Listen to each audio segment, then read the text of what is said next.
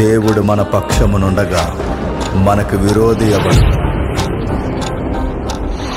విషయంలో నీకు క్లారిటీ లేకపోతే నువ్వు యేసుక్రీస్తు వారిని దేన్ని బట్టి నమ్ముతున్నట్టు. ట్రెడిషనల్ క్రిస్టియానిటీకి అలవాటు పడ్డాం. 4 పాటలు, 4 మాటలు, చిన్న ప్రసంగం, లాస్ట్లో మీరు నా దగ్గరికి రావడం, మీ అవసరాలు ఏమైనా ఉంటే నేను ప్రార్థన చేయడం, మీరు ఇంటికి వెళ్ళిపోవడం. దీన్ని ఆచార సాంప్రదాయమైన క్రైస్తవ్యం అంటారు. మరి ఎందుకు రావాలి చర్చికి? యేసుక్రీస్తు వారిని ఎందుకు నమ్మాలి అంటే ఆయన ఒకరోజు పక్కాగా వస్తాడు. ఆ వస్తాడన్న దానికి నీ దగ్గర క్లారిటీ ఉండాలి. అది లేఖనాల వెలుగులో ఖచ్చితంగా నీకు అర్థం కావాలి. ఏమని రాస్తున్నాడంటే, ఆయన 2వ రాకడ కూర్చున్న సందర్భం శిష్యుల మధ్య డిస్కషన్ జరుగుతుంది. ఆ రాకడ గడిని కూర్చొని వాళ్ళ మధ్య డిస్కషన్ జరిగినప్పుడు మాట్లాడుతూ శిష్యులు ఏమన్నారంటే, వాళ్ళు నడుస్తూ వెళుతున్నారు. అప్పటికి ఈ దేవాలయాన్ని చాలా బాగా అలంకరించారు. ఏ దేవాలయం? ఇప్పుడు యేసుప్రభు వారికి టెక్స్ట్లో చూపిస్తున్నారు కదా దేవాలయాన్ని. ఏ దేవాలయాన్ని యేసుక్రీస్తు వారికి చూపిస్తున్నారు చెప్పండి? ఏదో స్పందించండి, చెప్పండి. అలా ఉంటుందా మీ వ్యవహారం? మీరు ఇందాకే పుట్టినట్టు, మేము ఏదో ముందు తరంలో పుట్టినట్టు అస్సలు మాటలు రా నాకు. యేసుప్రభు వారికి ఆ టెంపుల్ చూపిస్తున్నారు కదా. ఆ టెంపుల్ చూపిస్తున్నప్పుడు ఎందుకు ఆ మందిరం యేసుప్రభు వారికి తెలియదు అన్నట్టు చూపిస్తున్నారు? ఎందుకు చూపిస్తున్నట్టు? ఎందుకు ఆ మందిరం ఏంటి? మిమ్మల్ని అడుగుతున్నాను, చెప్పండి. నెక్స్ట్, అది సొలొమోను కట్టిన మందిరం కాదు. సొలొమోను కట్టిన మందిరాన్ని ఎప్పుడో ఓడదీసి పట్టిపోయారు. ఎవరు? Babylonians, Medo-Persians, Greeks, Romans. ఆ నీరోగాడు ఉన్నాడు చూసారా, అంతకుముందు జరిగిన బోడుగాళ్ళు తప్ప ఏం మిగలలేదు. ఆ పునాది మీద బాగా వినండి, సొలొమోను కట్టిన పునాదులు ఉన్నాయే, ఆ పునాది మీద మహాయేరోదు అన్నవాడు ఉన్నాడు చూసారా, ఆడు 46 సంవత్సరాలు మళ్ళీ సొలొమోను కట్టిన పునాదుల మీద 46 సంవత్సరాల మందిరాన్ని కట్టించాడు.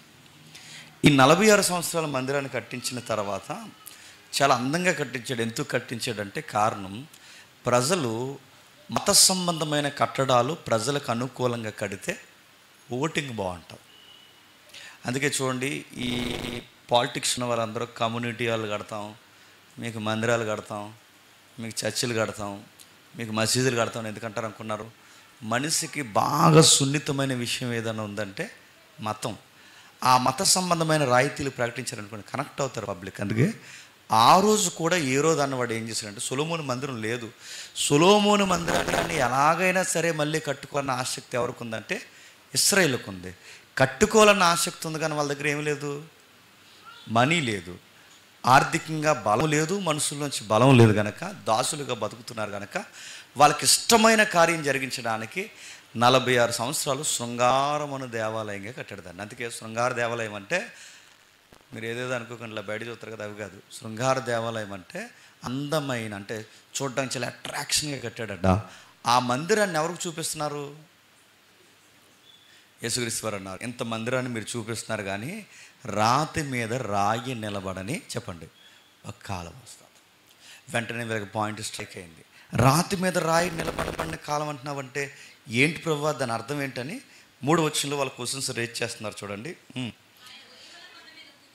ఆయన ఒలీవల కొండ మీద కూర్చుని ఉన్నప్పుడు శిష్యులు ఆయన యొద్దకు ఏకాంతముగా వచ్చి, ఇవి ఎప్పుడు జరుగును? నీ రాకడకును ఈ యుగ సమాప్తికి సూచనలేవి? క్వశ్చన్ అడుగుతున్నారు. చూడండి, ఇవి ఎప్పుడు జరుగును? మొదటి ప్రశ్న. 2, ఇది జరుగుద్దనడానికి గుర్తులేటి? ఇది 2వది. 3వది, దీనికి నీ రాకడకి సంబంధం ఏంటి? 4వది, ఈ యుగ సమాప్తి అనేది ఎప్పుడు జరుగుద్ది? అవి ఇంపార్టెంట్ క్వశ్చన్సా కాదా? ఇటీవల కాలంలో ఏమనుకుంటున్నారంటే, సముద్రంలోంచి పాము వస్తే ప్రపంచం మునిగిపోద్ది అనుకుంటున్నారు. బందొస్తుంది పాము. ఇటీవల కాలంలో ఏమనుకుంటారంటే, ఆస్ట్రాయిడ్ వచ్చి గుద్దేస్తే ప్రపంచం ఎండ అయిపోద్ది అనుకున్నారు. అది జరగదు, అలా జరగదు. ఇక్కడ క్వశ్చన్స్ అడగాల్సిన ప్రశ్నలు అడుగుతున్నారు. చూడండి, శిష్యులు ఎప్పుడు జరుగుతుంది? మొదటి ప్రశ్న. గుర్తులేంటి? 2వ ప్రశ్న. నీ రెండిటికి రాకడికి సంబంధం ఏంటి? ఇది మూడో ప్రశ్న. అసలు ఈ లైఫ్ లేదా ఈ ఏజ్, ఈ టైం ఎప్పుడు ఎండ్ అయిపోద్ది? ఇది 4 ప్రశ్నలు. ఈ 4 ప్రశ్నలు తెచ్చి ఎవరి దగ్గర పెట్టారంటే ప్రభు అయిన యేసుక్రీస్తు వారి దగ్గర పెట్టారు. ఎప్పుడైతే ఆయన దగ్గర పెట్టారు ఈ ప్రశ్నకు ఆయన రెస్పాండ్ అవుతున్నాడు. ఏమని రెస్పాండ్ అవుతున్నాడు? ఆయన రెస్పాండ్ అవుతూ ఏమంటున్నాడు చూడండి, ఎవడును మిమ్మల్ని మోసపరచకండి. అంటే మీరు చూడండి, చక్కటి ఆన్సర్ చేస్తారు. వాళ్ళ క్వశ్చన్స్ 4 పెట్టారు, అవి ప్రధానమైనవి. ఈ 4 ప్రశ్నలు దాటి అసలు రాకడ ఎప్పుడు జరుగుద్ది అనేది ఎవరికి ఆన్సర్ దొరకదు. ఆ 4 ప్రశ్నలు ఆయన దగ్గర పెట్టినప్పుడు ఆయన చెబుతున్నాడు చూడండి, దాని గుర్తులట. మొట్టమొదటి గుర్తు చక్కటి సమాధానం చెప్తున్నారు. మొట్టమొదట రాకడ జరుగుతుంది అనడానికి గడియల ప్రారంభం ఏంటంటే మిమ్మల్ని మోసం చేస్తారు. ఏ విషయంలో మోసం చేస్తారు? బోధలో మోసం చేస్తారు. ఇంకా ఏ విషయాల్లో మోసం చేస్తారు? పలు విషయాల్లో, సంఘ కార్యక్రమాల్లో మోసం చేస్తారు. ఇవి ఎప్పుడు జరుగుతాయి? చివరి దినాల వరకు జరుగుతాయి. ఎంతకాలం మోసం చేస్తారు? మోసపోయినంత కాలము మోసం చేస్తారు. ఈ భూమి తిరుగుతున్నంత కాలం మోసం చేస్తారు. నేను వచ్చేంత వరకు మోసం చేస్తారు. ఎంతమందిని మోసం చేస్తారంటే అక్కడ రాశాడు 5వ వచనంలో, పలువురిని మోసం చేస్తారు. అరే నువ్వు మోసపోయావు, నేను మోసపోయాను, అందరం మోసపోయాం. ఏ విషయాల్లో మోసం చేస్తారు? రకరకాల విషయాల్లో మోసం చేస్తారు. బోధలో మోసం చేస్తారు, సంఘాల్లో మోసం చేస్తారు. 1 కాదు 2 కాదు, అన్ని సెక్టార్లో మోసం ఎక్కువ అవుద్ది. బోధలో మోసం ఉందా లేదా? ఉంది. నేను ఏదో ప్రసంగం చెప్తాను. ఆ ప్రసంగం చెప్తున్నప్పుడు మీ దగ్గర నుంచి నాకు డబ్బులు కావాలని అడిగితే మీరు నాకు డబ్బులు ఇవ్వరు కనుక దానికి నేనేం అడ్డెట్టుకుంటానంటే చెప్పండి, ఒక వాక్యాన్ని అడ్డెట్టుకుంటాను. ఇందాక తమ్ముడు చెప్తున్నట్టు పేదలకు సహాయం చేద్దాం రండి అంటాను. మీరు కూడా పేదలు అనగానే మనం ఏదో పెద్ద రిలయన్స్ అంబానీకి చుట్టాల్లా ఫీల్ అయిపోయి మనం ఏం చేస్తామంటే నిజమే పేదలకు మనం సహాయం చేయాలి, దేవుడు చెప్పాడు కదా అని చెప్పి ఆ పేదలకు పులిహార బట్టలాలు పంచుతాను. నేను పంచేది పులిహార బట్టలాలు 10 రూపాయలే, కానీ నేను దోసేసేది మాత్రం చెప్పండి 90 రూపాయలు వెనకాలే. ఎందుకు చెప్తున్నానంటే పేరు ఊరు తెలియనాడు. మొన్న ఒకడు ఫోన్ చేశాడు నాకు. తర్వాత తెలిసింది ఆ కుర్రోడు ఎవరో. ఎక్స్ట్రీమ్ గ్రేస్ అనే దాంట్లోకి ఆ కుర్రోడు పోయి పని పాట లేకుండా, ఎక్స్ట్రీమ్ గ్రేస్ అంటే కృప, ఎక్స్ట్రీమ్ గ్రేస్ అనే ఒక గ్రేస్లోకి పోయి వాడికి నాలెడ్జ్ ఉంది, బాగా చదువుకున్నాడు. వాడు జూమ్ మీట్లో కూడా మెసేజ్ చెప్తున్నాడు. నేను అనుకున్నాను ఆ తమ్ముడికి ఆ యాటిట్యూడ్ ఉండదు అనుకున్నాను. నాకు తెలిసింది ఎక్కడ కుర్రోడు అంటే భీమవరం సర్కిల్ అని చెప్పారు. నాకు తెలియదు, నెంబర్ సేవ్ చేసుకోక. అరే ఎంత బాగా ఆసక్తిగా సెమినార్లో కూడా వర్క్ చేసే టీం మెంబర్తో ఫామ్ చేసిన వాడు వీడు సడన్గా దేనిలోకి వెళ్ళిపోయాడు అంటే వాడు అడుగుతున్నాడు. ఏమంటాడంటే, అన్నయ్య నేను కొన్ని రోజుల క్రితం ఒక సబ్జెక్ట్ నేర్చుకున్నాను, అది మీకు తెలియాలి, మీరు సంఘ క్షేమాభివృద్ధి కోసం ఇదంతా మీరు చెప్పాలి అన్నాడు. చెప్తాముడు నేను కూడా వింటానంటే ఏమని మొదలెడుతున్నాడంటే, ఒక్కసారి రక్షణ వస్తే పోదు, మనం ఏం చేసినని దీన్ని కృప అనే దానికి కలుపుతున్నప్పుడు అన్నాను, నువ్వు ఐఫ్రా గ్రేస్లోకి వెళ్ళావా అని అడిగాను నేను. అంటే అది కాదని, ఇది మీకు తెలియాలని లొడలొడా వాగుతున్నప్పుడు, ఒరే నువ్వు ఎవడో నాకు గుర్తు రావట్లేదు, ఒక ఫోటో పెట్టరాని ఇప్పటికీ ఫోటో ఎట్టలేదు. నేను నీకు తెలుసా అని అంటున్నాడు. సరే నువ్వు ఎన్ని రెఫరెన్స్ పెట్టుకుంటా అన్ని రెఫరెన్స్ పెట్టుకుని రా, నా తరఫు నుంచి నేను కొన్ని రెఫరెన్స్ పెడతాను, నేను అడిగిన దానికి ఆన్సర్ చేయి. నేను ఒక రెఫరెన్స్ అడుగుతున్నాను, మీ రక్షణ కాపాడుకోవడానికి భయముతోనూ వణుకుతోనూ మీ రక్షణను కొనసాగించండి అని బైబిల్లో ఒక మాట ఉంది. పోన దానికోసం భయం ఎందుకు, వణికెందుకురా అని అడిగాను నేను. దానికి ఆన్సర్ చెప్పలేదు. నేను ఎందుకు చెప్తున్నానంటే, ఇలాంటి బోధన ఇంత సత్యమని వాక్యంలో బలపడి 4 సహోదరులతో కలిసి తిరిగిన వాడు వీడు సడన్గా ఎందుకు మారిపోయాడు అంటే, వీడు చేసే పనులంట నాకు తెలిసింది ఒకవేళ తప్పు అయితే ఆ తమ్ముడు మార్చుకుంటాడు. నాకు తెలిసింది ఏంటంటే పని పాలేకే చేసే పనులు అన్నమాట. ఏదో ఒకటి అంటే బోధన ఎందుకు మారుస్తుంటే రకరకాల విషయాల్లో మారుస్తారు. ప్రధానమైన మోసం ఎక్కడ జరుగుద్ది అంటే బోధలో జరుగుద్ది. 2వది ఎక్కడ జరుగుతుందంటే సంఘంలో జరుగుద్ది. 3వది స్నేహంలో జరుగుద్ది. 4వది కాపురాల్లో జరుగుద్ది. ఇంకా 5వది రకరకాల విషయాల్లో, వ్యాపారాల్లో. ఇక మోసం ఇంకా ఇంత లేదు, ప్రతి దానికి ఇంకా పెద్దపీట మోసం అవుద్ది అన్నమాట. ప్రభు అయిన యేసుక్రీస్తు వారు అంటున్నారు, ఎండ్ టైం దగ్గరలోనే ఉంది, ఇదిగో ముగిసిపోయే గడియలు దగ్గరలో ఉండడానికి సైన్, ఫస్ట్ సైన్ అంటే తెలుసా? మోసం ఎక్కువైపోతుంది, మోసం పెట్టరేగిపోతుంది. పులిపేట మీద నిలబడి భయం లేకుండా మోసపూరితమైన బోధ చేస్తారు. సంఘాల్లో భయం లేకుండా మోసపూరితమైన మాటలు మాట్లాడతారు. ఎక్కడ చూడండి చాలా ఈజీగా మారిపోయింది ఏంటంటే ఒకరిని ఒకరు చెప్పండి మోసం చేసుకుంటారు. ఈ మోసపూరితమైన గడియలు ఎక్కువైపోయినప్పుడు ప్రభు అంటున్నాడు, ఇది ఫస్ట్ సైన్. మీరు గుర్తులు అడిగారుగా ఎప్పుడు జరుగుతాయి అంటే, అవి జరగడానికి ముందు ఇవి జరుగుతాయి. కిందకంటున్నాడు. రెండవది, అనేక అబద్ధ ప్రవక్తలు వస్తారట. ఎవరు వస్తారట? అనేక అబద్ధ ప్రవక్తలు. ఇప్పుడు చెప్పండి, సత్యం చెప్పేవాళ్ళు ఎక్కువ ఉన్నారా, అసత్యం చెప్పేవాళ్ళు ఎక్కువ ఉన్నారు? చెప్పండి, చెప్పాలి. సత్యం చెప్పే బోధకులు ఎక్కువ ఉన్నారా, అసత్యం చెప్పే బోధకులు ఎక్కువ ఉన్నారు? మీరు అనుకుంటారు, చాలామంది ఏమనుకుంటారు చెప్పండి, ఆయన బైబిల్లోనే చెప్తున్నాడండి, ఈయన బైబిల్లోనే చెప్తున్నాడండి అని. అందరూ బైబిల్లోని చెప్తారు అక్క, మళ్ళీ చెప్తున్నాను, అందరూ బైబిల్లోంచే చెప్తారు. కానీ ఆ బైబిల్లో ఉన్నది ఉన్నట్టు చెప్తున్నాడా, మార్చి చెప్తున్నాడు నీకు తెలియాలంటే ముందు నీ తలకాయలో ఏముండాలి చెప్పనా?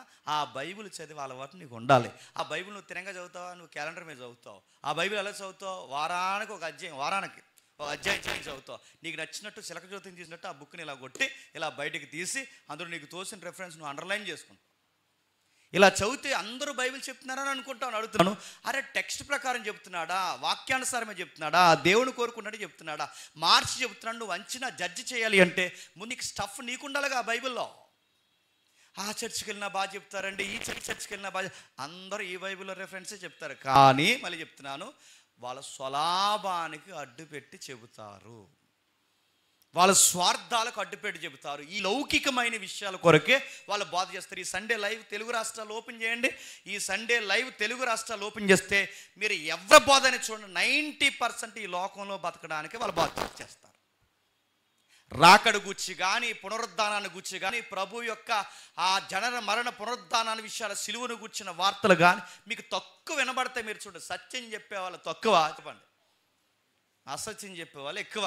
ఇంకా మీరు గమనించండి, అసత్యం చెప్పే వాళ్ళ దగ్గర సంఘం ఎక్కువ, సత్యం చెప్పే వాళ్ళ దగ్గర సంఘం ఎందుకు? సత్యం చెప్తున్నాను. ప్రభు రెండో గుర్తు అన్నాడు, రాకడ త్వరలోనే జరుగుద్ది అంటాను. ఒకటి, మోసపరిచే వాళ్ళు ఎక్కువ అవుతారు. రెండు, అబద్ధ ప్రవక్తలు బోధకులు ఎక్కువైపోతారు. మూడోది ఏం చేస్తారట, అక్కడ చెప్తున్నాడు చూడండి, 24:24 అంటున్నాడు చూడండి, అబద్ధపు క్రీస్తులను అబద్ధపు ప్రవక్తలను వచ్చి సాధ్యమైతే ఏర్పరచబడిన వారిని.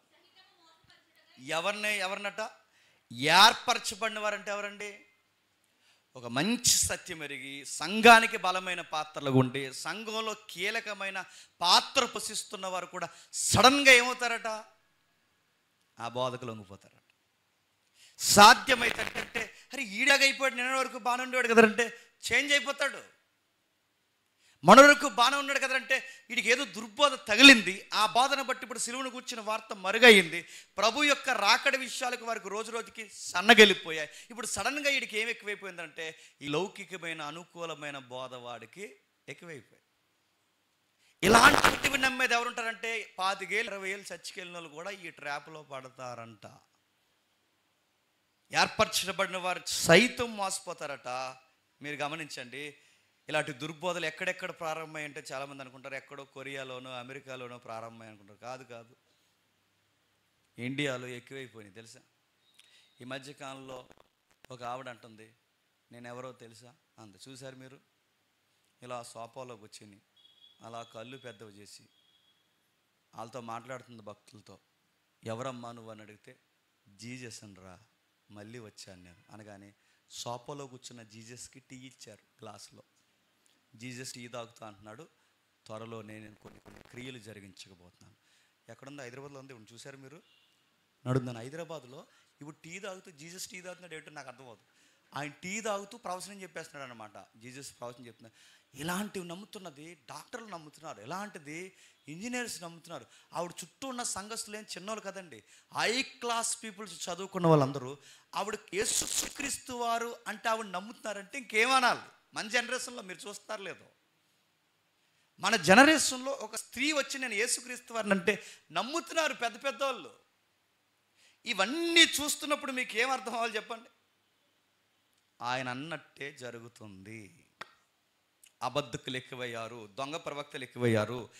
ఇంకా చెప్తున్నాడు చూడండి, మోసపరిచి వారు ఎక్కువ అవుతారు. వాళ్ళు ఎక్కడెక్కడో విదేశాల్లో అవుతారు లేదో నాకు తెలియదు, కానీ మీ కళ్ళ ముందు కూడా కనబడుతున్నారు. ఇంకా వాళ్ళు ఏం చేస్తారంటే సాధ్యమైతే ఏర్పరచబడిన వారిని మోసగించడానికి వాళ్ళు చేసేది ఏంటో తెలుసా? సూచక్రియలు చేస్తారు, ఇంకా మహత్కార్యాలు చేస్తారు. మీరు ఆ సూచక్రియ చూసిన వెంటనే కంగారు అయిపోయి ఇది నిజమే, దేవుడు ఎక్కడ లేకపోతే చెప్పండి ఇంకెక్కడ ఉంటాడు అనుకుంటారు. ఇక్కడే ఆ ఎదరు బోర్డు ఎట్టి ప్రతి వారం ఇక్కడ అద్భుతాలు జరుగును గాక జేమ్స్ గారి ఆధ్వర్యంలో అన్నాను అనుకోండి, ఇదంతా కొంత మనం తెలుసా, నిజంగా జేమ్స్ గారి ఆధ్వర్యంలో ఇదిగో గొప్ప కార్యములు జరుగును గాక నేను అంటున్నాను. మనకు అండం రాదండి, మనకు అబద్ధం ఆడడం రాదా, మన ప్రజలకు అర్థమయ్యేలాగా ఏదో ఒక క్రియేషన్ మనం చేయలేమా? చేయగలం. కానీ గుర్తుపెట్టుకోండి, జనాలు పోగవుతారు, కానీ ఒక రోజు మాత్రం మనం చెప్పండి, దేవుని ఎదుట నాశనం అవుతాం. వీళ్ళకి ఆ భయం ఉండదట. వీళ్ళు ఏం చేస్తారు చెప్తున్నట్టు చూడండి. వీళ్ళు ఏం చేస్తారంటే సూచక్రియలు చేస్తారు. ఏం సూచక్రియలా చేస్తారు, అవసరమైతే చేస్తారు, ఏదో ఒక వంట క్రియేట్ చేస్తారు. ఇక ఎన్నోసార్లు చెప్పు, నాలుగు క్రియేట్ చేస్తున్నప్పుడు నిజంగా జరిగిందిరా అనిపిస్తుంది మనకి, అది నిజంగా వీళ్ళు చేశారా అనిపిస్తుంది. మీరు చూస్తున్నారు లేదో, ఆ దక్షిణ కొరియా వీడియో, నా ఆఫ్రికా వీడియో నాకు సరిగ్గా గుర్తులేదు.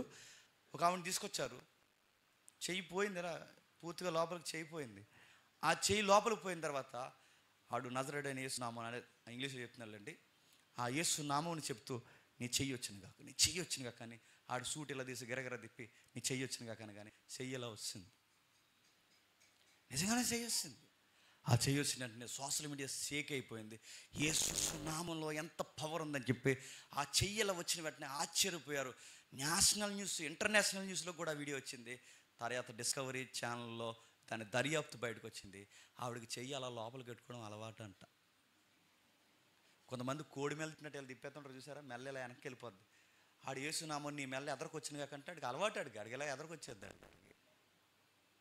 కొంతమంది కాళ్ళు ఇలా వెనక్కిపోతాయి, కొంతమందికి నడుము ఇక్కడికి ఇలా వంగిపోద్ది. అదేం మనుషులు నాకు అర్థమవుతుంది. ఇలా వంగిపోయి ఇలా వెనక్కి వచ్చేస్తాయి. వీడు నడుము సరైన కాక ఆడెవడో అలాంటి నాకు దొరికి ఇక్కడ ప్రోగ్రామ్ చేయించానుకో మీరు ఏం చేస్తారు చెప్పండి? నడుము నిప్పిన వాళ్ళు అందరూ ఇక్కడ ఉంటారు, అది వేసుకొచ్చేస్తారు ఆ వీల్స్. లే మెల్లగా లేకంటే వాళ్ళు లెగిసాడట, లే పరిగెట్టు అనగానే పరిగెట్టాడట. నడుతుంది. ఇవి జరుగుతాయా జరగవన్నది పత విషయం పక్కన పెట్టండి. దేవుడి నామం జరుగుతాయి, ప్రభు ఆ కార్యములు జరిగిస్తాడు. కానీ ఆ మిరాకిల్స్ పేరు మీద ఖచ్చితంగా ఏం చేస్తారు చెప్పండి? మోసం చేస్తారు, అబద్ధాలు చెప్తారు, వ్యాసాలు వేసుకుంటారు, రకరకాల పనులు చేస్తారు. ఇవన్నీ జరుగుతున్నప్పుడు యేసుప్రభు వారు అన్నారు, గుర్తుపెట్టుకోండి, ఇవి జరగాల్సి ఉంది.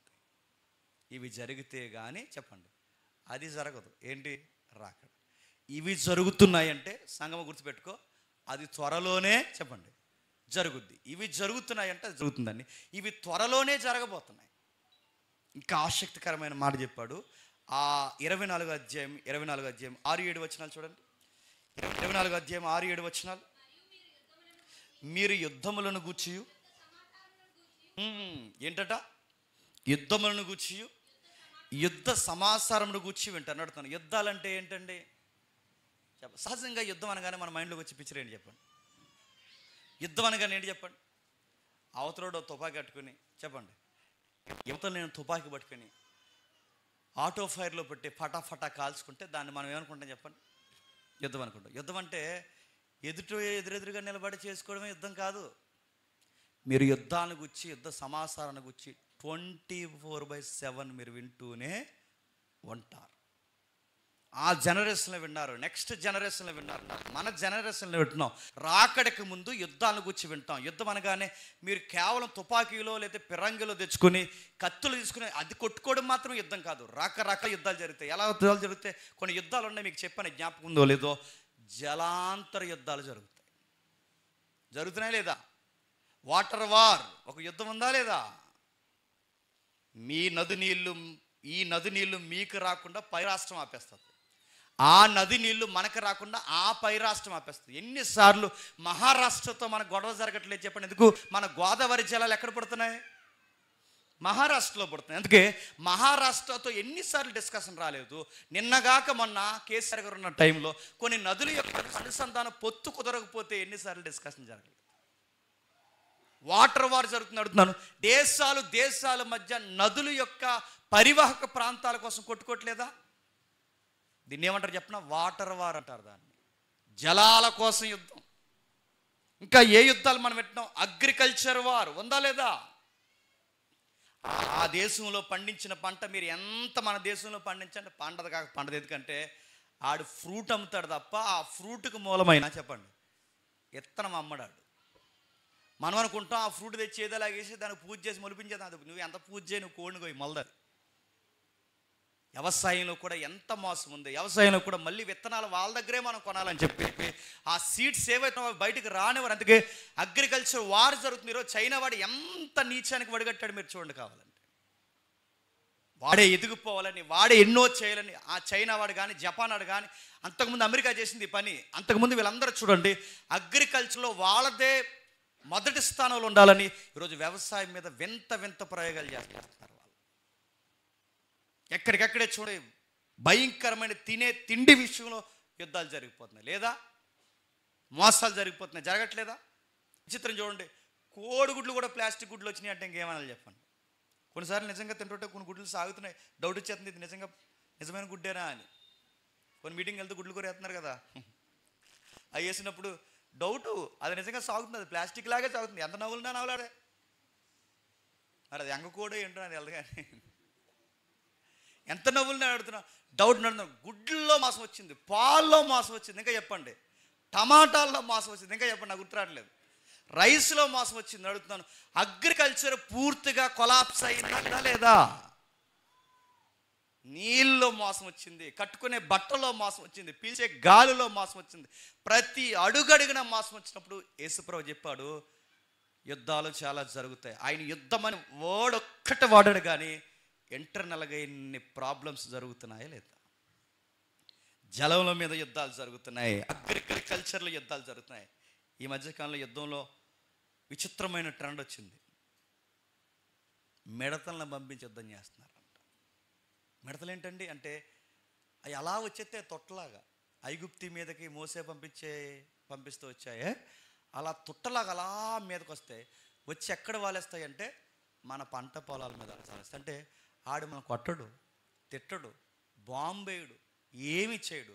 ఐక్యరాజ్య సమితికి వాడు రిప్లై ఇచ్చుకునేంత అవసరం లేదు, ఎందుకంటే వాడు మనల్ని ఏం అనలేదు కదా.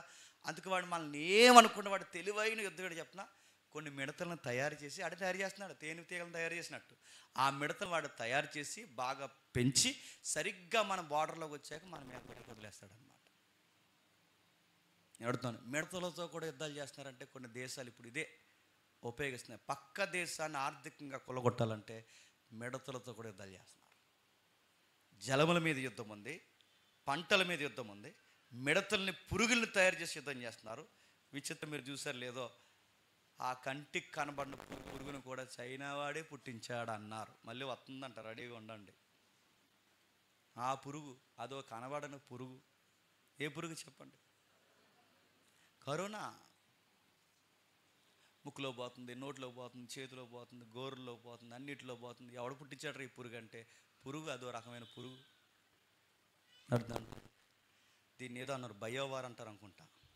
అడుగుతున్నాను, ఎలాంటి భయంకరమైన సూక్ష్మజీవులు పుట్టించి సాటి మనిషి అంతం చేసుకోవాలనుకుంటున్నాడంటే, అరే జాలి లేదు, భయం లేదు, కేవలం వాడి దేశం ఎదగడానికి ఇలాంటి దుర్మార్గమైన పని చేస్తున్నాడంటే ఇది దేనికి గుర్తురంటే బయటోడికి అర్థం అవుద్దో లేదో కానీ సంఘానికి అర్థం అవ్వాలి. చెప్పండి, ఇది రాకడకు గుర్తు. బయట జలముల కోసం యుద్ధం జరిగితే రాకడకు గుర్తు, పంటల మీద యుద్ధాలు జరిగితే రాకడకు గుర్తు, బయోవార్ కెమికల్స్ వార్ జరుగుతున్నాయంటే ఇది రాకడకు గుర్తు, సూక్ష్మజీవులతో దాడి జరుగుతుందంటే ఇది రాకడకు గుర్తు. కరోనా వస్తుందంటే మీకు ఏం గుర్తు వస్తుందో లేదో నాకు తెలియదు కానీ కరోనా వస్తుందంటే రాకడ సమీపమున ఉందని మీకు గుర్తు రావాలి. ఇంకో డోసు వేస్తారని అడగండి. ఆ డోసులు వేసుకున్నందుకే చాలామంది రెస్ట్లోకి వెళ్ళిపోయారు. నడుతున్నాను, కరోనాతో అడుగుతున్నాను, ఎన్ని ప్రమాదాలు. ఇంకా విచిత్రం చూడండి, రేపు త్వరలో రాబోయే రోగాలు ఏంటి చెప్పినా. అంతకుముందు మనం మాట్లాడుకున్నాం, ఒకప్పుడు వంకాయ కుళ్ళిపోయింది, టమాటా కుళ్ళిపోయింది అనుకుంటున్నాం. విచిత్రమైన రోగాలు రెడీగా ఉన్నాయంట. ముక్కుకు వస్తే ముక్కు కులిపోద్దట, చెవికి వస్తే చెవి కులిపోద్దట, కన్నుకు వస్తే కన్ను కులిపోద్ద. వచ్చింది, ఆల్రెడీ పోయింది, మళ్ళీ వస్తుందట. నడుతున్నాను, అవయవాలు చూస్తుండగా పుచ్చంకాయలు కులిపోయినట్టు కులిపోతే ఇదేంటంటే ఇది కరోనాలో ఇంకో స్టేజ్ అంట. ఇవన్నీ ఎవడరా పుట్టించిందంటే ఎవడు పుట్టించాడు చెప్పండి? మనిషే పుట్టించాడు. ఇవన్నీ దేనికి పుట్టించంటే ఒకరి మీద ఒకరు పెత్తనం చేయడానికి, ఒకరి మీద ఒకరు పెత్తనం చేయడానికి రకరకాల విన్యాసాలు చేస్తున్నారు. ఇంటర్నేషనల్లో కూర్చున్న అనేక మంది, కొన్ని దేశాలు ఉన్న పేర్లు మీకు తెలిసినవే. శత్రు దేశాలు, ఏ దేశానికి శత్రు దేశాలు ఉన్నాయో మనకు తెలుసు. వాళ్ళు చేసే పని ఏంటి చెప్పిన, లేడీస్ని ట్రాప్గా వేసి, అంటే అనీ ట్రాప్ అంటారు దీన్ని, వాళ్ళు ట్రాప్గా వేసి వాళ్ళ సాఫ్ట్వేర్స్ హ్యాక్ చేసి సాఫ్ట్వేర్లో కూడా ఇప్పుడు వార్ స్టార్ట్ చేస్తున్నారు. మీరు చూడండి, మన దేశాన్ని కొట్టాలంటే, అంటే మన దేశం కాదు, ఏ దేశాన్ని కొట్టాలంటే అత్యధికంగా ఎదుర్కొనే వేదికల్లోకి వేదిక అని చెప్పినా మన టెక్నాలజీని యాక్ట్ చేస్తే చాలు, మనం ఓడిపోతాం. మన సాఫ్ట్వేర్ రంగాన్ని ఒక్కసారి యాక్ట్ చేసాడు అయిపోతాం. ఎందుకంటే మన షేర్ మార్కెట్లు పడిపోతాయి, మన టెక్నాలజీ పడిపోతుంది, ఇంకా మన రహస్యాలన్నీ కంప్యూటర్ ఇన్ఫ్లుయెన్స్ బయటికి వెళ్ళిపోతాయి, మన గుట్టు రొట్టె అయిపోద్ది పూర్తిగా. శత్రువుకి మనం నెక్స్ట్ అడుగు ఏమైపోతున్నామో అది తెలియాలంటే వీటందరికి ఇన్ఛార్జ్ ఉంటాడు, సుధాకర్ లాటాడు అక్కడ. ఆ లోపల ఉంటుంది కదా ఈ ఏంటది సిస్టమ్ రూమ్, ఆ లోపల కూర్చుంటే ఇప్పుడు సుధాకర్ నేను మెసేజ్ పెడతాను, నేను పాకిస్తాన్ అమ్మాయిని అనమాట, మెసేజ్ పెడతాను హాయ్ అని, మనోడు ఓయ్ అంటాడు, అంతే. ఇంకా అలా మాట్లాడుతుంది, ఇలా మాట్లాడుతుంది, కవ్విస్తుంది. చూసారు వార్తలు వచ్చినాయి, ఇంటర్నేషనల్ చూసి మీరు చూసారు లేదో, మాట్లాడుతుంది, మంచిగా కనబడుతుంటుంది, రకరకాలుగా మాట్లాడుతుంటుంది. మనోడు డీప్ లవ్లోకి వెళ్తాడు. ఒకరోజు అడుగుతుంది, నువ్వేం చేస్తుంటావు అని అడుగుతుంది. మనోడు ఇంకా ఆగడు, ఇంకా ఇండియా మొత్తం రహస్యం నా చేతుల్లో ఉందంటాడు. మరి గొప్ప చెప్తాం కదా, ఆ రోజు మొత్తం నా చేతుల్లో ఉందా, నేను కూర్చోమంటే కూర్చుంటారు, లేకమంటే లెగిస్తారంటే, ఏంటి నువ్వు అంత పెద్ద ప్రొఫెషన్లో ఉన్నావంటే మరి ఏమనుకుంటున్నావు సుధాకర్ అంటే అంటాడు. అయితే నాకేమన్నా చెప్తావు నువ్వు అని అడిగితే చెప్పేస్తాడు, ఏమన్నా అడిగితే చెప్తాడు. దేశం మా గుట్టిది, మా బలం ఇది, మా వైరాగ్యం ఇది, మా ఔన్నత్యం ఇది, మొత్తం ఎప్పుడైతే లీక్ అవుద్దో నైస్గా తన హార్డ్ డిస్క్లో కాపీ చేసుకుంటుంది, మొత్తం పట్టుకెళ్ళి తన దేశానికి అప్పగిస్తుంది. అంతే, తెలిసే లోపు జరగాల్సిన నష్టం జరిగిపోతుంది. యుద్ధంలో ఇదో రకం. మనం యుద్ధం అనగానే యేసుప్రభువు వారు యుద్ధాలు కూర్చి వింటారనగానే ఎదురుగా ఒకడొకడు కొట్టుకోవడం యుద్ధం అనుకోకండి, ఇవన్నీ యుద్ధాలే. ఇన్ని రకాల యుద్ధాలు ఉన్నాయి, ఇన్ని పరిస్థితులు ఉన్నాయి. రోబోలతో యుద్ధం చేస్తున్నారు, ఎకానమీని దెబ్బ కొట్టాలని డబ్బుని దొంగ నోట్లుగా మార్చేస్తున్నారు. పాకిస్తాన్ వాడు అంతకుముందు చేసిన పని ఏంటి చెప్పండి? మన నోట్లలో దొంగ నోట్లు వాడు తయారు చేసి వాడే పంపించలేదు. ఇవన్నీ యుద్ధాలే. అంటే ఈ అడుగడుగునా కనబడుతున్నప్పుడు యేసుప్రభువు వారు దీని గురించి ఏం చెప్తాడంటే, ఆయన వస్తున్నప్పుడు ఖచ్చితంగా ఇదిగో ఇవి జరుగుతాయి, ఇవి జరగాల్సి ఉన్నాయి. ఇవన్నీ జరుగుతున్నప్పుడు ఇంకా ఏం జరుగుతుంది? 7వ వచనంలో చెప్తున్నాడు చూడండి. 7వ వచనంలో, జనము మీదకి జనమును, రాజ్యం మీదకి రాజ్యమును లేచును, అక్కడక్కడ కరువులను, భూకంపములు కలుగును, ఇవన్నీ వేదనలకు ప్రారంభం. జనము మీదకి జనము, చెప్పండి, రాజ్యం మీదకి రాజ్యము లేస్తున్నారు లేదా? జనాల మీదకి జనం అంటే ఆ ఊరోళ్ళు ఈ మీదకి ఈ ఊరు అక్కడ వరకు ఎద్దు, కానీ నీ వాళ్ళు నీ మీదకి లేస్తున్నారా లేదా? ఇన్ని కనబడుతున్నాయి మనకి. ఎవడరా నీకు దెబ్బేసిందంటే ఇంకెవడు, మా ఓడే నాకు గట్టిగా దెబ్బేస్తా. జనం మీదకి జనం లేస్తారట, రాజ్యం మీదకి రాజ్యం లేస్తుందట, ప్రభుత్వాల మీదకి ప్రభుత్వాలు తిరగబడతాయట. ఎక్కడ మీరు చూడండి ఈ మధ్యకాలంలో జాతి వైరం ఎక్కువైపోయిందా లేదా? మీరు తూర్పుగోదావరి అంట కదా అంటారు మనం, మీరు తెలంగాణ అంట కదా అంటారు మనం, మీరు ఏపీ ప్రజలు అంట కదా. మన వాళ్ళే తెలుగు మాట్లాడుకునేవారు. సరే మేము ఏపీ అని అనుకుంటే మళ్ళీ ఆ ఎదరికి వెళ్తే మీరు శ్రీకాకుళం అంటగా అంటారు, మీది కాకినాడ అంటే అడుగుతున్నాను. ప్రాంతీయ భేదాలు ఉన్నాయి, జాతి భేదాలు ఉన్నాయి. ప్రభు చెప్తున్నాడు, ఒకరికి ఒకరు వ్యతిరేకం అవుతారు, జనాల మీదకి జనాలు లేస్తారు. ఇంకా చెప్తున్నాడు, రాజ్యం మీదకి రాజ్యం అంటే గవర్నమెంట్కి పడదు. పక్క రాష్ట్రం ఉన్న గవర్నమెంట్కి ఈ రాష్ట్రం ఉన్న గవర్నమెంట్కి పడదు. వాళ్ళు కొట్టుకుంటే మధ్యలో నలిగిపోయేది ఎవరు? పబ్లిక్. ఇవన్నీ దేనికి సంకేతం ప్రభు అంటే, నేను వస్తున్నానని. ఇవన్నీ మీరు చూడాలి. యేసు ప్రభు వస్తున్నాడంటే చాలామంది ఆధ్యాత్మికంగా ఏం ఆలోచిస్తారంటే, ఆకాశం మధ్యలో మెరుపు వస్తుంది, దేవదూత రెక్కలేసుకుని ఇలా వస్తుంది. చాలులే, నువ్వు ఊహించుకున్న సెంటిమెంట్ అంతా. ఆకాశం మధ్యలో మెరుపు వస్తుంది, దేవదూత ఇలా వచ్చి కడబోర చెప్పండి కూ అనగానే అప్పుడు రెడీ అవుతాడట. నీకు అర్థం కాలేదు. దేవుడు చాలా గుర్తులు చెప్పాడు. నువ్వు చూడు ఒకసారి సొసైటీని, అలా చూడు, న్యూస్ పేపర్ తిరిగేసి చూడు. యేసుప్రభు చెప్పిన పక్కా న్యూస్ పేపర్లో కనబడితే చూడు. యేసుప్రభు చెప్పింది చూడు, వార్తల్లో నీకు ఖచ్చితంగా కనబడి చూడు. అదిగో ఆయన చెప్పింది జరుగుతుంది. ఇక్కడ యుద్ధం జరుగుతుంది, అక్కడ జనాల మీద జనాలు లెగిస్తున్నారు. ఎక్కడెక్కడ చూడండి ఆయన చెప్పినవన్నీ సొసైటీలో 24 hours మనకు కనబడుతున్నాయి, మన కళ్ళ ముందు కనబడుతున్నాయి. మనం అనుకుంటాం అంటే మెరుపు ఎప్పుడు కనబడుతుందని చూస్తున్నాం. మెరుపు కనబడటం కాదు, కనబడుతున్నాయి చూడు. దేవదూత వచ్చి ఎప్పుడు నీకు బోర ఊదుతుంది అనుకుంటున్నావు? దేవదూత బోర ఓదక ముందే ఇవన్నీ కనబడుతున్నాయి చూడు. ఇవన్నీ నీకు నాకు చూపిస్తున్నాడు చూడు. ఇదిగో ఆయన చెప్పినట్టు పక్కా జరుగుతున్నాయి. గవర్నమెంట్కి పట్టలేదు. వీడి ప్రభుత్వంలోకి వస్తే వాడిని అరెస్ట్ చేస్తాడు, వాడి ప్రభుత్వంలోకి వస్తే వీడిని అరెస్ట్ చేస్తాడు, ఒకరికొకటి అరెస్ట్ చేసుకుని మంచి చేసేవాడేడే. ఏ ప్రభుత్వం వచ్చినా ఒకడి మీద ఒకటి పగ తీర్చుకోవడానికి తప్ప మనకి ఇచ్చిన రాయితీలు నెరవేర్చేవాడేడే? నీ స్టేట్లో జరుగుతున్న ఈ పొలిటికల్ వార్ చూస్తున్నప్పుడు నీకు పాలిటిక్స్ అర్థమవుతుందో లేదో నాకు తెలియదు, కానీ ఈ పాలిటిక్స్ చూస్తున్నప్పుడు నీ ప్రభువు చెప్పింది జరుగుతుందని మాత్రం ఖచ్చితంగా నీకు అర్థం అవ్వాలి. ఎంత పక్కాగా ఆయన చెప్పాడు, ఎంత ఖచ్చితమైన రుజువులు ఆయన ఇచ్చాడు, ఆయన చెప్పినట్టు ఖచ్చితంగా జరుగుతుంది. ప్రభుత్వాలకు పడదు, జాతులు పడదు. తెలుగులో ఉన్న వారికే ప్రాంతీయ భాషను బట్టి తెలుగులకే పడదు. నేను మొన్న అక్కడ సభ పెట్టి ఆయన ఏమన్నాడు చెప్పండి? ఆ నార్త్ ఇండియా భాషను వెనకేసుకు వస్తే ఇక్కడ ఉన్న వాళ్ళు అపోజ్ చేస్తారు, అక్కడ ఉన్న వాళ్ళకి వెళ్ళి అక్కడ ఉన్న వాళ్ళు అపోజ్ చేస్తారు. తెలుగుని అపోజ్ చేయడం, వీళ్ళ తమిళని అపోజ్ చేయడం, వీళ్ళు ఏమో హిందీని అపోజ్ చేయడం, ఎక్కడికక్కడ అపోజింగ్ చేసుకుంటూ వెళ్ళిపోతాం. అసలు మన ఇండియన్సేనా?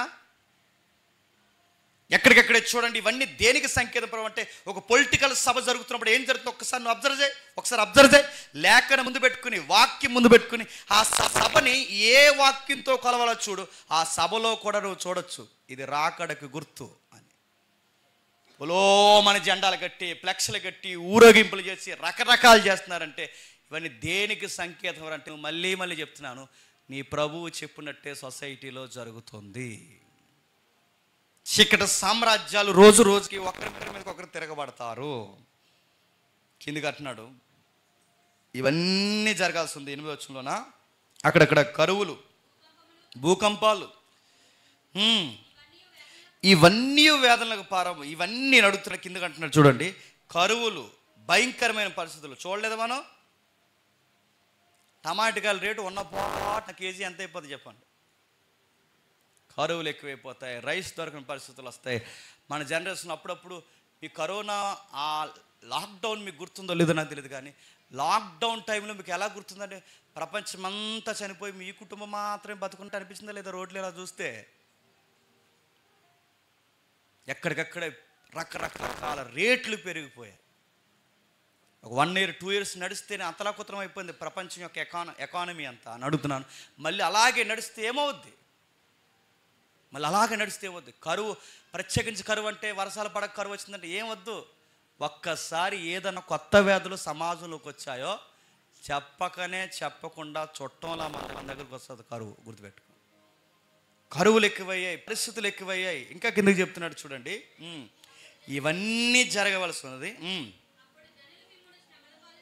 అప్పుడు మిమ్మల్ని జనులు చెప్పండి శ్రమల పాలు మిమ్మును అన్నాడు. చూడండి అక్కడ ఏంటట, మిమ్మును. ఎక్కడకు చేర్చుకోండి, మిమ్మును అన్నాడు. అంటే ఇప్పటివరకు లోకాన్ని చూపిస్తున్నది, లోకాన్ని చూస్తున్నప్పుడు యుద్ధాలు జరుగుతాయి, ఇంకా ఒకరి మీద ఒకరు తిరగబడతారు, ఇంకా ఎక్కడికక్కడే పరిస్థితులు మారిపోతాయి. ఇంకా చెప్తున్నాడు ఇప్పుడు ఇవన్నీ జరగవలసి ఉంది.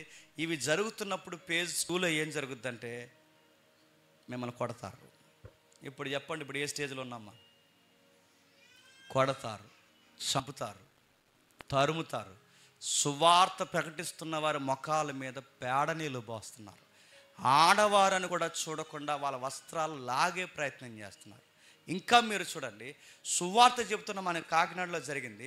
బైబిల్ లాగి కిందకేసి కొట్టి, ఆయన దవళ్ళ మీద ఆ పెద్ద ఆయన్ని కొట్టి, ఆయన అంతమంది నలుగురు చూస్తుండగా ఇలా గుండెల మీద చెయ్యేసి కట్టేస్తున్నారు. ప్రభు అన్నాడు మిమ్మల్ని హింసిస్తాడు.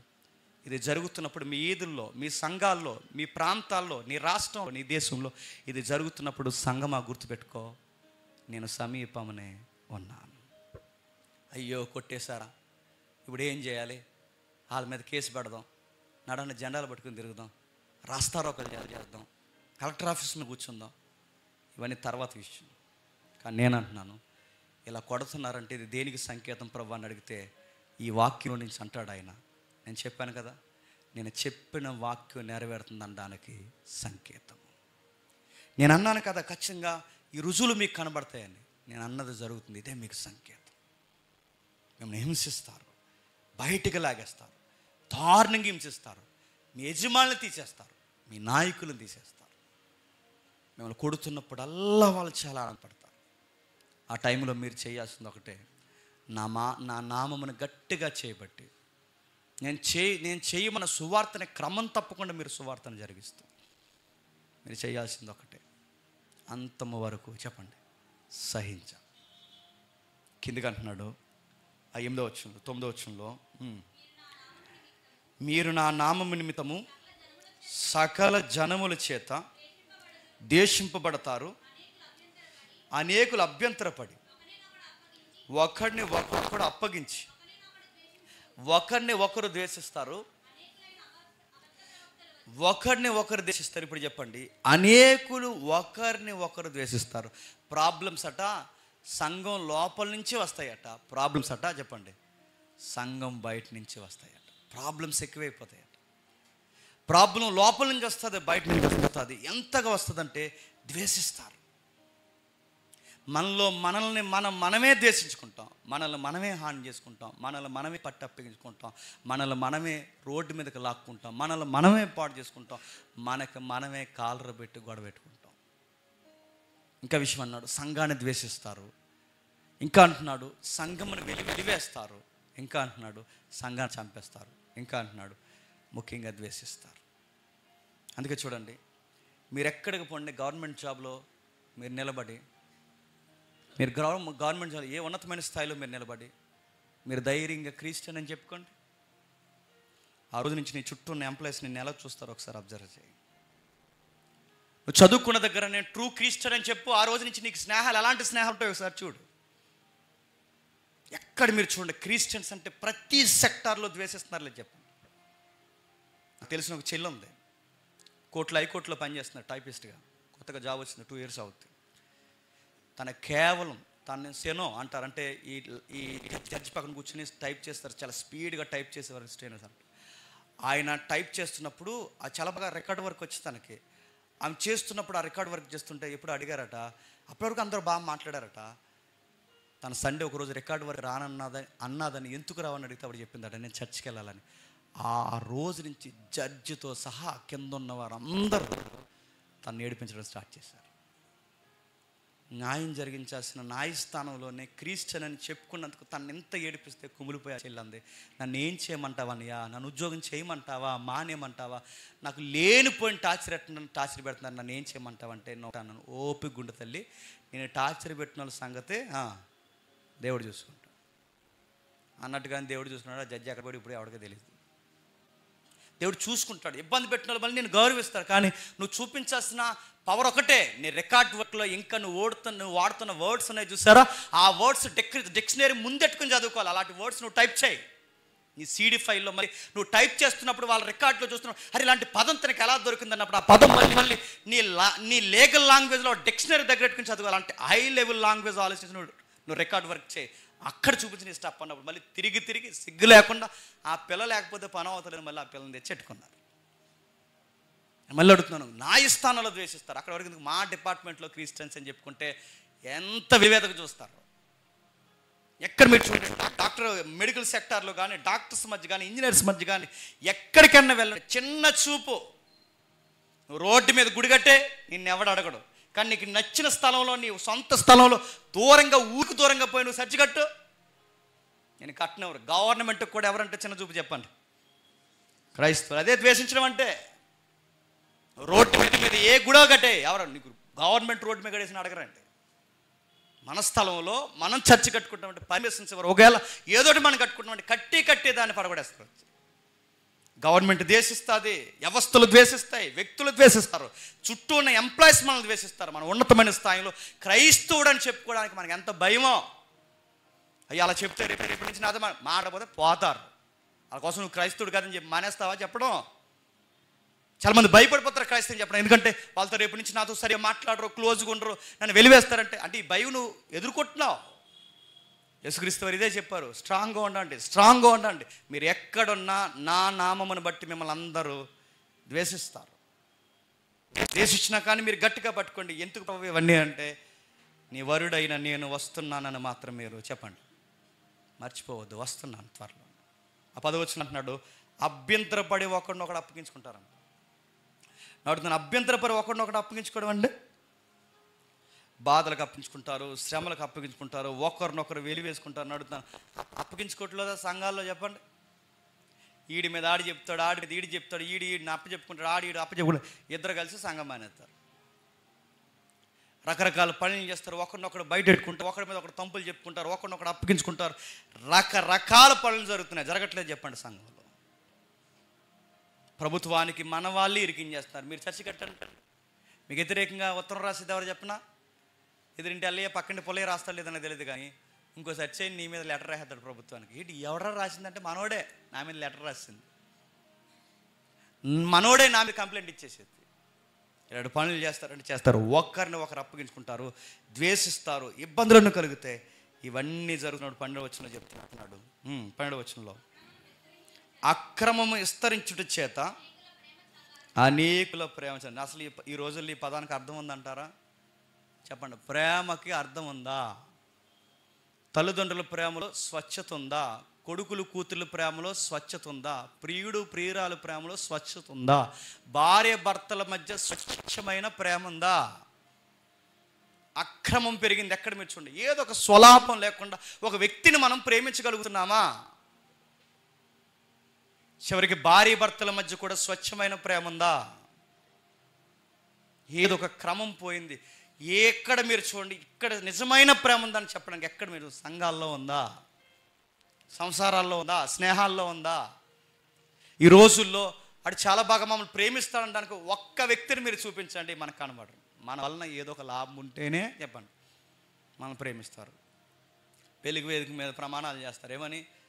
వ్యాధి ఎందును చెప్పండి, బాధ ఎందును నేను వదలను చెప్పండి, నేను ఎక్కడికి వెళ్ళను, చావు తప్ప నిన్ను నన్ను ఇంకేది వేరు చెప్పుడు. అన్ని దొంగబద్దాలండి. ఒక మాట చెప్పిన, రాకూడని ప్రాబ్లమ్స్ ఏదన్నా మధ్యకు వచ్చిందే అనుకోండి, నీకు కానీ ఆయనకి కానీ ఏదన్నా డిసీజ్ ఎఫెక్ట్ అయ్యింది అనుకోండి, ఆ రోజు ఏం చేస్తారు చెప్పండి? అలా అమ్మ నాన్న మోటివేషన్ చేస్తారు, ఏమని చెప్పిన, ఇంక ఈ వ్యాధిగ్రస్తుడితో ఏం పడతావు కానీ నీకు ఇంకా చాలా వయసు ఉంది, చాలా జీవితం ఉంది, ఇంక వీడితో నువ్వేం సాధిస్తావు కానీ జరిగింది అంత దేవుని చిత్తం, మేము ఎందుకు చెప్తున్నాం విను, మా మాట విను, నీకు ఇంకా మంచి సంబంధం వస్తుంది, తర్వాత జరిగి కూడా తర్వాత చూద్దామని ఖచ్చితంగా ఆ పాపను మోటివేట్ చేసి తన భర్తను వదిలేసేలా చేస్తారా చేరి చెప్పండి. ప్రేమ అంటే ఏంటి చెప్పిన? చచ్చిపోయే వరకు చెయ్యి వదలకుండా ఉండడం. ఉన్నాయయ్యి పరిస్థితులకు మారిపోతారు, కరెన్సీకి మారిపోతారు, వ్యక్తులు పరిచయలకు మారిపోతారు, రకరకాల విషయాలకు మారిపోతారు. అడుగుతాను, ప్రేమ అంటే ఎక్కడుందంటే ఏదో ఒక లాభం ఉంటే నేను ప్రేమిస్తాను, నా నుంచి ఏదైనా లాభం లేదనుకోండి నా స్నేహితులు కూడా నన్ను చెప్పండి ప్రేమించు. అందుకే సొసైటీలో అంటున్నాడు ప్రేమ పూర్తిగా కనుమరుగైపోద్ది. ఎక్కడ మీరు చూడండి, నిజాయితీగా ఉన్న పర్సన్స్ చూపించండి, ఏళ్ళు మీకు కనబడదు, ఎక్కడో తక్కువ. నిజాయితీగా ఉన్న అక్కడక్కడ కనబడతారండి. మీకు ఎక్కడైనా నిజాయితీతో ప్రేమించాలో ఉన్నారేమో చూపించండి, ఎక్కడ మీకు కనబడరు. మీరు ప్రేమ అనగానే వెంటనే పార్కుల దగ్గర పోకండి. నేను ప్రేమ కానీ అన్ని సెక్టార్లో ఉన్న ప్రేమ కోసం మాట్లాడుతున్నాను. మనం బాధపడతామని మనకు వ్యతిరేకంగా పని చేయకుండా మన కొరకు నిలబడే స్నేహితులు లేరు, మనల్గా ప్రేమించే స్నేహితురాలు లేరు. అందరూ గుర్తుపెట్టుకోండి, ప్రేమలో కూడా స్వార్థం. ఇవన్నీ ఎందుకు ప్రభు అంటే క్రమం పోతుంది చెప్పండి, అక్రమం విస్తరిస్తుంది, ప్రేమ రోజు రోజుకి చెప్పండి చల్లగైపోతుంది. ఆ కూతుర్ని ఆడతీయుడితో మాట్లాడకే, ఎందుకు అలా మాట్లాడుతున్నావు అని ఇంటి వరకు కూడా తీసుకొస్తున్నావు ఎందుకని అడిగితే, ఆ ప్రియుడు ప్రియురాలు కలిసి వాళ్ళ అమ్మ మెడలో సున్ని వేసి బిగించి చంపేశారంటే సొసైటీలో ప్రేమ ఉందంటారా చచ్చిపోయిందంటారా చెప్పండి? కూతురు సున్నితో తల్లిని చంపిస్తుందంటే ఇంకేమనాలి చెప్పండి? తల్లిని ఎగిరెగిరి తన్ని, డబ్బులు ఇవ్వలేదని తల్లి రొమ్ముల మీద ఎగిరెగిరి తన్ని, ఆడు తన్నులకి తల్లి చనిపోతే ఈ సొసైటీలో ప్రేమ ఉందంటారా చెప్పండి? ఏ రొమ్ము పాలు తాగాడో ఆ రొమ్ము మీద ఆడు గట్టిగా తంతే ఆ రొమ్ములో ఉన్న గుండె ఆగిపోయి చచ్చిపోయింది. తండ్రి యొక్క డబ్బులు ఆస్తులు రాసివ్వలేదని చెప్పి, తండ్రి ఆస్తులు రాసివ్వలేదని చెప్పి వయసు అయిపోయిన తండ్రిని మంచం మీద కూర్చుంటే కిందికి లాగి పీక మీద అడిగేసి చంపేసే ప్రయత్నం చేసిన కొడుకులు మనం చూస్తాం. ప్రేమ ఉందా చెప్పండి ఈ సొసైటీలో? తల్లిదండ్రులు ప్రేమించేవాళ్ళు లేరు, కొడుకులను ప్రేమించేవాళ్ళు లేరు, పిల్లలు తల్లిదండ్రులను ప్రేమించేవాళ్ళు, పిల్లల్ని తండ్రులు ప్రేమించేవాళ్ళు లేరు. మరి ఏమైందంటే ప్రేమ చెప్పండి సలగారిపోయి. ఏదో ఒక టైం ఆ పూట గడిచిపోయిందా లేదా, ముందుకు వెళ్ళిపోయిందా లేదా, మన సెల్ఫ్ చూడండి, నేను బాగుంటే చాలు ఇంకెవరేమైపోయినా చెప్పండి నాకు అనవసరం. మొన్న మధ్య ఒక ఇంటర్వ్యూ ఇచ్చాడు, మీరు చూసారు లేదు, అంతా బాగా అని చెప్పాడు కానీ అసలు విషయం గాలికి వదిలేశాడు. ఈ డాక్టర్ కోర్స్ మీద ఇంటర్వ్యూ ఇచ్చాడు అబ్బాయి. మాట్లాడుతూ ఎందుకురా అబ్బాయి 5 years ఎంబీబీఎస్ చేయడానికి అయిపోద్ది, తర్వాత మళ్ళీ దాన్ని స్పెషల్ కోర్స్ చేయాలి, తర్వాత ఇది చేయాలి, అది చేయాలి, అది చేయాలి, ఇది చేయాలి. మనం ఎన్ని చేసినా మనకు ప్యాకేజీ వచ్చేది ఎంతంటే 50 నుంచి 40 వేలు వస్తాయి. సుమారు నువ్వు మెడికల్ కోర్స్ అంతా పూర్తి అయ్యే సమయానికి గట్టిగా అయితే నీకు ఎన్ని సంవత్సరాలు పూర్తవుతుంది చెప్పినా 8 సంవత్సరాలు పూర్తవుతుంది. 8 సంవత్సరాలు 9 సంవత్సరాలు స్పెషల్ కోర్స్ చేసే వరకు 10 years పట్టేస్తే రేపు పొద్దున్న 10 years నువ్వు చదివిన తర్వాత నీకు వచ్చే గ్రాస్ శాలరీ ఎంత అంటే 50 నుంచి 60 వేలు వస్తాయి. ఇప్పుడు అంతే డాక్టర్కి అంత జీతాలు అవే 50 నుంచి 60 వేలు వస్తాయి. ఈ 50-60 ఏళ్ళు నువ్వు సంపాదించడానికి 50,000-60,000 రూపాయలు సంపాదించి నువ్వు 8 సంవత్సరాలు చదువుతున్నావంటే ఇలాంటి చదివే కన్నా నా మాట విని వేరే వ్యాపారం ఏదైనా చేయండి, 8 సంవత్సరాలు మీరు చాలా గొప్పలు అయిపోతారు అంటున్నారు. అంటే ఇప్పుడు అయ్యగారు డాక్టర్ వృత్తి ఎందుకు చదువుతున్నాడు అనమాట. కింద కామెంట్లు అవే వచ్చినాయి. అయ్యగారు డాక్టర్ వృత్తి ఎందుకు చదువుతున్నాడంటే చెప్పండి, డబ్బులు సంపాదించండి. లెక్కలు వేసుకుంటున్నాడండి ఆ డాక్టర్, లెక్కలు వేసుకుంటున్నాడు. ఈ చదువు చదివితే మనకు నెలకి ఎంత వస్తుంది, ఈ చదువు చదివితే మనకు నెలకి ఎంత వస్తుంది అడుగుతున్నాను.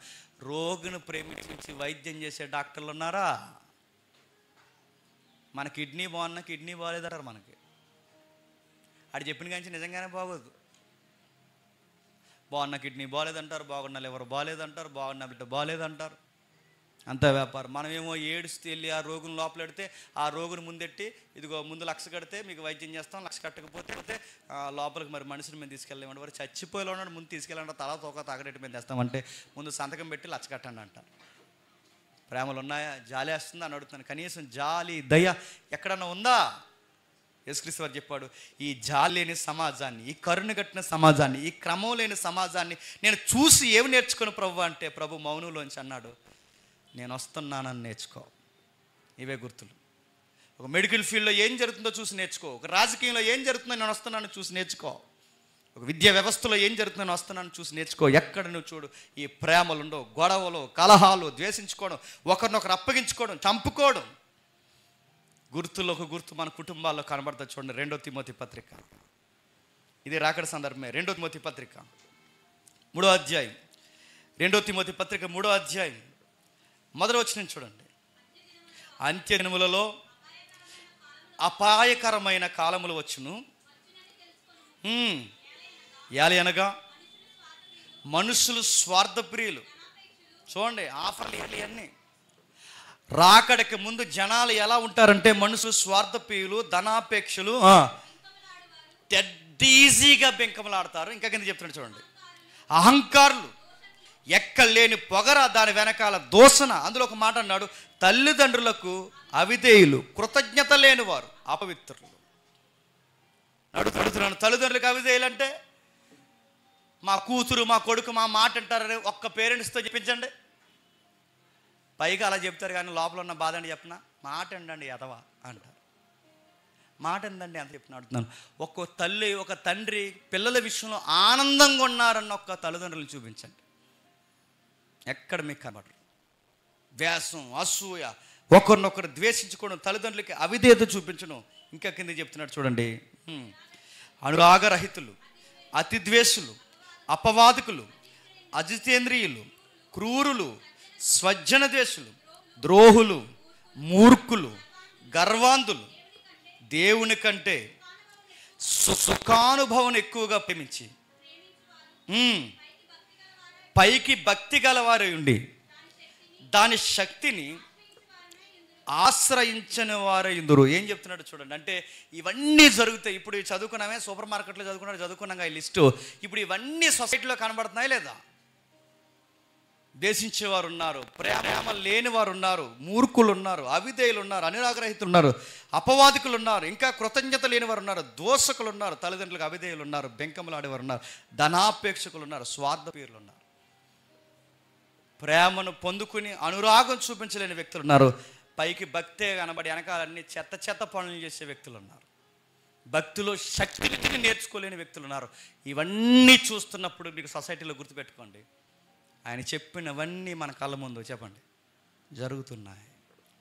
ఇన్ని జరుగుతున్నప్పుడు మనం ఏం చేయాలి? నేను ముగిస్తున్నాను. అన్నట్టుగానే యుద్ధాలు జరుగుతున్నాయి, అన్నట్టుగానే మోసాలు జరుగుతున్నాయి, అన్నట్టుగానే ఒకరినొకరు అప్పగించుకుంటున్నారు, అన్నట్టుగానే కుటుంబాలు ఒకరినొకరు ద్వేషించుకుంటున్నారు, అనుకున్నట్టుగానే ప్రభు చెప్పినట్టుగానే పూర్తిగానే చెప్పినట్టుగానే సమాజంలో ప్రేమ పూర్తిగా కనుమరుగైపోయింది. ఇవన్నీ జరుగుతున్నప్పుడు మనం ఏం చేయాలంటే శిష్యులు ఏం చేశారో చెప్పండి, మనము అదే చేయాలి. ఏం చేశారు? అపోస్తుల కార్యం చూడడం ముగిద్దాం.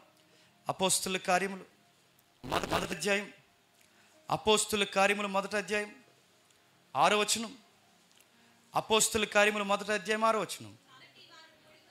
కాబట్టి వారు కూడి వచ్చినప్పుడు, ప్రభువా, ఈ కాలమందు ఇశ్రాయేలుకి రాజ్యం మరలా అనుగ్రహించదవా అని ఆయనను అడగగా, ఆయన కాలములు సమయములు తండ్రి తన స్వాధీనమందు ఉంచుకొని వాటిని తెలుసుకొనటం మీ పని కాదు. ఇప్పుడు చెప్పండి, రాకడ పగలు వస్తుందా, రాకడ రాత్రి వస్తుందా? అది మన పని కాదు. ఈరోజు వస్తుందా చెప్పండి, రేపు వస్తుందా? ప్రభువా, నువ్వు చెప్పినవన్నీ కనబడుతున్నాయి కళ్ళ ముందు, నువ్వు చెప్పిన డేట్ అది రేపా, వచ్చే వారమా, లేదా 30 సంవత్సరాల తర్వాత, ఎప్పుడు జరుగుద్ది ప్రభువా అని మన ప్రేయర్స్లో మనం ఎప్పుడు చెప్పండి అడగకూడదు. ఎందుకంటే అది ఆయన సార్వభౌమ అధికారంలో ఉన్న రహస్యం. ఆ రహస్యాన్ని గురించి నువ్వు ఎంత అడిగినా ఆయన చెప్పమన్నా చెప్పడు.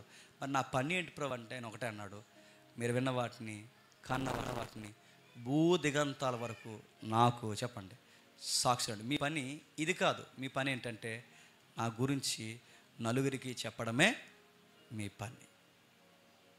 ప్రభు నువ్వు అన్నట్టుగానే యుద్ధాలు, నువ్వు అన్నట్టుగానే ప్రేమ లేకపోవడం, ఇవన్నీ కనబడుతున్నాయి. నన్ను ఏం చేయమంటే ప్రభు అంటే బెంగెట్టుకుని మూలకపోయి కూర్చోమని చెప్పలేదు. చెప్పండి, ఈ పాడైపోయిన సమాజానికి వినినా వినకపోయినా నువ్వు నేను ఏం చేయాలి చెప్పండి, సువార్త చెప్పాలి.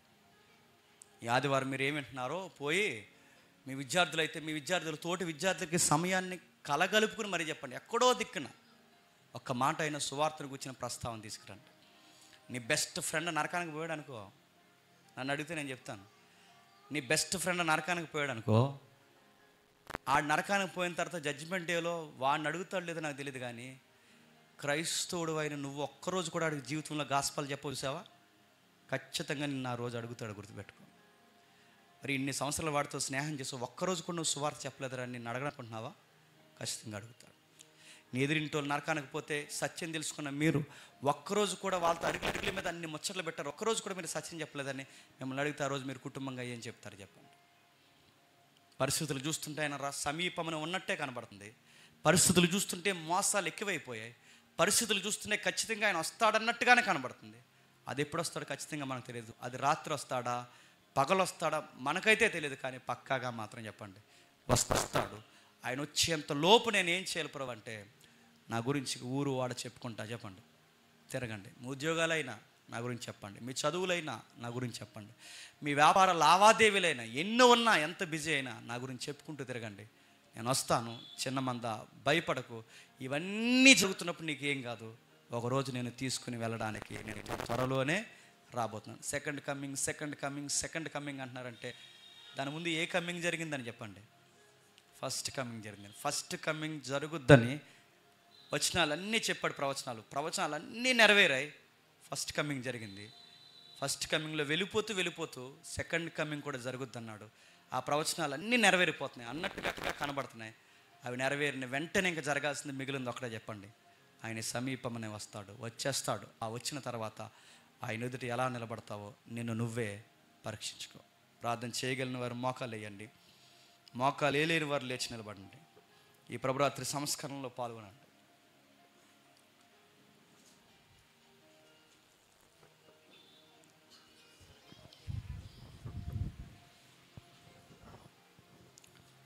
కొరింథీయులకు రాసిన మొదటి పత్రిక 11వ అధ్యాయం 23వ వచనం నుండి, నేను మీకు అప్పగించిన దాన్ని ప్రభు వలన పొందుతుని, ప్రభు అయిన యేసు తాను అప్పగింపబడిన రాత్రి ఒక రొట్టెను ఎత్తుకుని కృతజ్ఞతాస్తుతులు చెల్లించి దాన్ని విరిచి, ఇది మీ కొరకైన నా శరీరము, నన్ను జ్ఞాపకం చేసుకుంటకే దీన్ని చేయడం చెప్పాను. ఆ ప్రకారమే భోజనమైన పిమ్మట ఆయన పాత్రను ఎత్తుకొని, ఈ పాత్ర నా రక్తం వలన క్రొత్త నిబంధన, మీరు దీనిలోని త్రాగినప్పుడల్లా నన్ను జ్ఞాపకం చేసుకుంటకే దీన్ని చేయడం చెప్పాను. మీరు ఈ రొట్టెను తిని ఈ పాత్రలోని త్రాగినప్పుడల్లా ప్రభు వచ్చే వరకు ఆయన మరణము ప్రశంచెదరు. కాబట్టి ఎవడు అయోగ్యంగా ప్రభు యొక్క రొట్టెను తినలో లేక ఆయన పాత్రలోని త్రాగునో వాడు ప్రభు యొక్క శరీరమును గుచ్చి రక్తమును గుచ్చి అపరాధం. కాబట్టి ప్రతి మనుష్యుడు తాను పరీక్షించుకుని వలను, అలాగూ చేసి ఆ రొట్టెను తిని ఆ పాత్రలోనిది త్రాగవలను. మోకాలు వేయగలిగిన వారు మోకాలు లేండి, మోకాలు వేయలేని వారు లేచి నిలబడండి. ప్రేమగల తండ్రి, కృపగల దేవ, మీ కుమారుని గూర్చిన రాకను గూర్చిన గుర్తులు తండ్రి 2000 సంవత్సరాల క్రితమే మా పితరులైన అపోస్తుల తండ్రి ఆయన అడిగారు, ఇవి ఎప్పుడు జరుగుతాయి, ఇది ఎలా జరుగుద్ది, మా గుర్తులు ఏంటని అడిగినప్పుడు చక్కటి సమాధానం ఆయన వివరించాడు తండ్రి. ఇవన్నీ జరగాల్సి ఉంది, ఇవి జరుగుతున్నప్పుడు ఆ గడియ కూడా సమీపమనే ఉందని మీరు గుర్తించండి అని ఆయన చక్కటి సమాధానంలో ఈరోజు మాతో మాట్లాడారు. రెండవ రాకడ కూడా జరుగుద్దన్న తండ్రి వాస్తవం తండ్రి. ఆడి మొదటి రాకడలో చెప్పినవన్నీ నెరవేరుతున్నాయి దేవా. ఆయన వచ్చే సమయానికి తండ్రి మేము రొట్టె విరవాలి, ఆయన వచ్చే సమయానికి తండ్రి మేము ద్రాక్షరసం తీసుకోవాలి, ఆయన వచ్చే సమయానికి తండ్రి సహవాసంలో మేము ఉండాలి. ఆయన వచ్చే సమయానికి మా పనల్లా ఒకటే, ఇరుగు పొరుగు వారికి మేము సువార్త చెప్పాలి. సంఘం ఇప్పుడు అది చేయట్లేదు తండ్రి. వస్తున్నారు, చుట్టం చూపుగా కూర్చుంటున్నారు, వెళ్ళిపోతున్నారు. వాళ్ళ అవసరాలు ఏమన్నా ఉంటే తీర్చమని మీకు తండ్రి జవాబు చెప్పి వెళ్ళిపోతున్నారు. కానీ మా పనేదో తండ్రి పూర్తిగా మేము మర్చిపోయాం దేవా. మాకు జ్ఞాపకం చేసి వచ్చినందుకు మీకు స్తుతులు. బయట వారు రాజకీయాలను ఎలా చూస్తారో నాకు తెలియదు, కానీ క్రైస్తవుడు రాజకీయాలను చూసే విధానం వేరు. బయట వాడు వార్తా పేపర్లు ఎలా చదువుతాడో లేదో నాకు తెలియదు, కానీ క్రైస్తవుడు న్యూస్ పేపర్ చదివే విధానం వేరు. బయట వాడు తండ్రి మనుషులను ఎలా చూస్తాడో నాకు తెలియదు, కానీ క్రైస్తవుడు సమాజాన్ని చూసే దృష్టికోణం వేరు. వీటన్నిటి అర్థం ఒకటే, ఈ రాకడ వచనాల నుండే తండ్రి ఈ సమాజాన్ని మేము చూడాలి. చూసాం, మాకు తెలుస్తుంది, మాకు అర్థమవుతుంది తండ్రి. ఆ ధన్యత త్వరలోనే జరగబోతుందని తండ్రి రొట్టె విరుస్తున్నాం, ద్రాక్షరసాన్ని స్వీకరిస్తున్నాం, సహవాసంలో నిమగ్నం అవుతున్నాం. మాతో అందరితో ఉండండి. ఒకే రొట్టె వలె, ఒకే పాత్రలో ఉన్న ద్రాక్షరసం వలె తండ్రి మమ్మల్ని అందరినీ బలపరిచి ఈ సంఘంలో ఉన్న ఎవ్వరూ తండ్రి ఆ మహిమకరమైన కార్యానికి రాకుండా తప్పిపోకుండా తండ్రి కాచి కాపాడతారని కోరుతూ, మా శత్రువులను మా మిత్రులను అందరినీ తండ్రి ఈ సత్యమందు బలపరుస్తారని అర్థిస్తూ క్రీస్తునామని ప్రార్థన సమర్పిస్తున్నాం తండ్రి. ఆమేన్.